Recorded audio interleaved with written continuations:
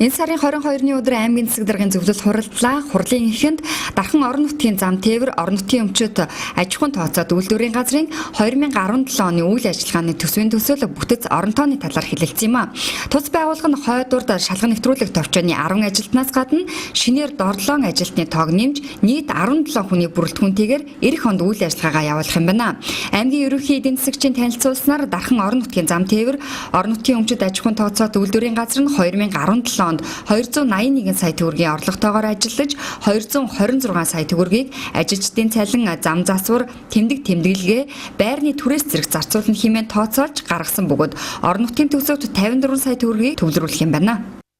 2016 онд одоо 1 м квадрат талбайг бол нөхөхдөө бол одоо 50 орчим мянган төгрөг нөхдөг байсан. За энэ байгууллага байгуулснаар бол одоо нийт 1 м квадратын эцэндээ 20 орчим мянган төгрөг нөхөд одоо юу гэдэг цаг хугацааны хувьд алдахгүйгээр одоо нөхөөс гарсан үед бол шууд одоо нөхөд ингээ явах боломжтой юм болж байгаа. Дээрээс нь одоо тэмдэглэгээ хариуцаад, хулгайн төврөө хариуцаад, орлогоо бүрдүүлээд ингээ явах боломжтой. Дээрээс нь одоо төсөвт 53 сая төгрөгийн орлого бүрдүүлэхээр ийм тооцоол хийгдсэн байгаа. Манай улсын хэмжээнд мэргэжлийн шалтгааллах өвчний сувилал ердөө 4 хүн байдаг байна. Үүний нэг нь манай аймгийн Шарын гол суманд 2003 онд нийгмийн даатгалын үндэсний зөвлөлийн тогтоолоор тулга сувилал нэртэйгээр байгуулагдсан байдаг. Гэвч сүүлийн жилүүдэд тус сувилал нь ямар нэгэн яамд харьяалалгүй үйл ажиллагаа явуулж ирсэн нь өнөөдөр төсвийн хувьд хүндхэн нөхцөл байдлыг үүсгэж байгаа юм а. Тиймээс сүүлийн 4 жил аймгийн удирдлагуудын зүгээс эрүүл мэндийн яам, хөдөлмөр нийгмийн хамгааллын яам, нийгмийн даатгалын үндэсний зөвлөл зэрэг хэд хэдэн газарт харьяалалд авахыг удаа дараа хүссэн боловч дээрх байгууллагуудаас энэхүү суулийг хуулийн хүрээнд харьяалалд авах боломжгүй гэсэн хариуг ирүүлжээ. Иймд холбогдох албаныхан хуулийн хүрээнд менежментийн хувьчлал хийвэл илүү үр дүнтэй хэмээн үзэж байгаа юм байна. Тулга сувил, Шарын гол сумын тулга сувил гэж энэ байгууллага байгаа. Мэргэжлийн шалгааллах өвчний сувилал энэ байгууллага өнгөрсөн 4 жилийн хугацаанд нэлээд хүнд байдалтай явж ирсэн.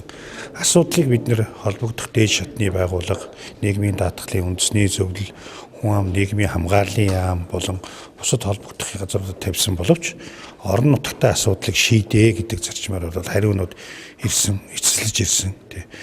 Энэ бол хөдөлмөр нийгмийн хамгааллын яамын харьяанд явах ёстой мэргэжлээс шалтгааллах өвчний сувилал, эрүүл мэндийн яамны одоо санхүүжилтээр тэдний байранд ингээд яваад байгаа учраас эрүүл мэндийн яам бол энэ санхүүжилтийг зогсооно гэж одоо удаа дараа шаардлага тавьсан.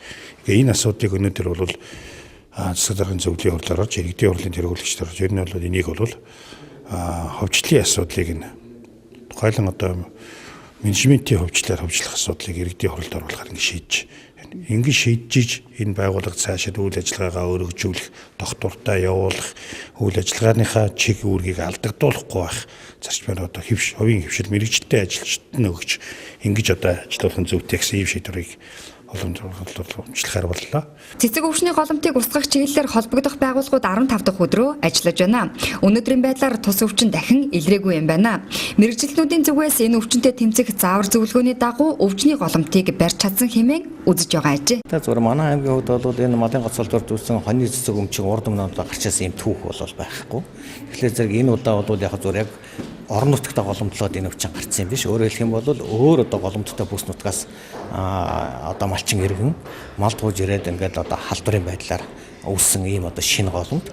Тэгвэл одоо энэ өвчтэй мал одоо тэр голомтон дээр байсантай холбогдуулаад хөрс тодорхой одоо хашаа өтөг бууц юм уу энэ одоо өвчний вирусыг одоо магадгүй тэгээд үлдэх ийм нөхцөл байдал бас байдаг. Гэхдээ энийг бол устгах чиглэлээр мал эмнэлгийн байгууллага яг одоо журмынхаа хүрээнд ажиллаж байгаа. Аль болохоор энэ голомтыг бид нар устгах чиглэлдээ явж байна. За магадгүй одоо бас нэг янз бүрийн тохиолдлоор өтөг үүсэнд үлдээд юм уу дараагийн жилүүдэд ч юм уу тодорхой хугацааны дараагаар энэ өвчин одоо дахин одоо гарахыг бид нар үүсэхгүй. Тийм учраас зэрэг одоо ер нь бол малын удмын сан эрүүл мэндийн хуулинд заасан тэр одоо хэмжээгээр аймаг, сум, дүүргийн одоо засаг дарга нар өөрийнхөө одоо нөөц хөрөнгөөс тодорхой хэмжээний одоо нөөцийг ялангуяа яваханд ганц цэцэг өвчин биш. бусад одоо халдварт малын одоо гоц халдварт өвч юм уу халдварт өвчин гарсан тохиолдолд одоо бэлэн байдлыг хангасан ариут бол халдвар бүртгэлийн бодис нь одоо тодорхой хэмжээний хүрэлцээтэй дээрэс нь халдвар хамгааллын одоо хувцас голомтонд ажиллах тэр хүмүүсийн нөхцөлийг одоо бүрдүүлж явах зайлшгүй юм шаардлага байдаг. Энэ хүрээндээ одоо би бас өнөөдрийн хурал дээр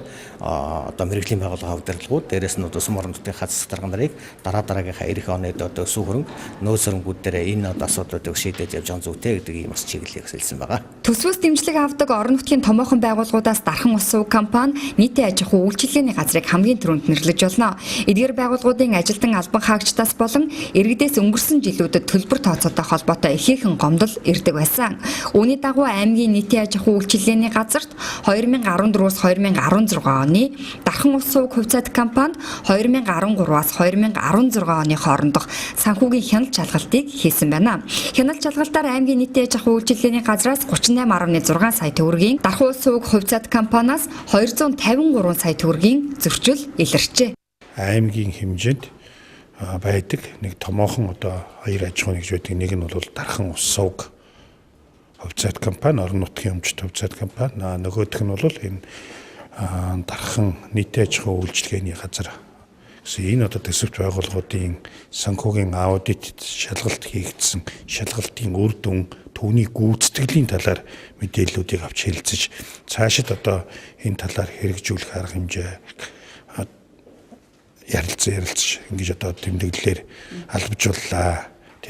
Ер нь бол энэ байгууллага хамт олныг үр ашигтай байлгах, энд орон нутгийн төсвийн хөрөнгө оруулалтыг хийж байгаа ажлууд үр дүнтэй байх асуудлууд мөн одоо энэ орон нутгийн өмчтэй хувьцаат компани дээр энэ иргэдийн маань одоо төлбөр ураагдсан энэ хөрөнгө мөнгөний зарцуулалтыг их зөв зүйтэй зарцуулах холбогдох хууль тогтоомжийг өдөр тутмын үйл ажиллагаанд хэрэгжүүлдэг энэ дадал хэвшлийг бол суулгах үүднээс бид нар тодорхой асуудлуудыг ярьж энэ хяналтын системээр дамжуул төрийн санхүүгийн хяналтын системээр дамжуулж одоо сахилгаж боджуулах.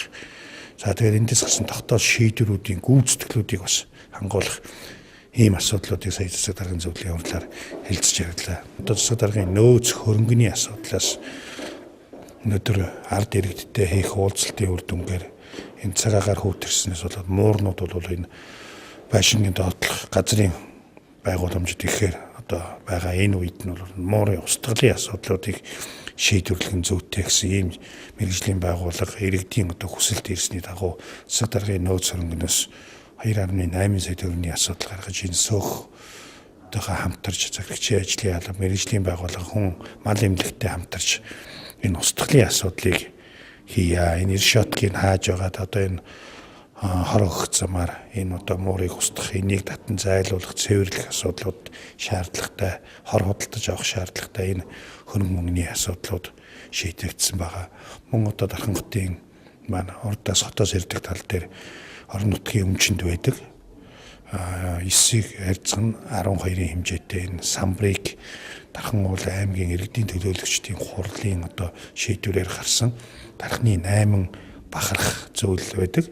Энэ зүйлсээр одоо чимгэлсэн ийм самбрыг бий болгох, үүнтэй холбоотой гарах зардлуудыг бас шийдэх зэрэг ийм асуудлуудыг шийдвэрлсэн байна. Ийхүү энэ удаагийн аймгийн засаг даргын зөвлөлийн хурлаар хэд хэдэн томоохон асуудлыг хэлэлцэж тодорхой шийдвэрүүдийг гаргалаа.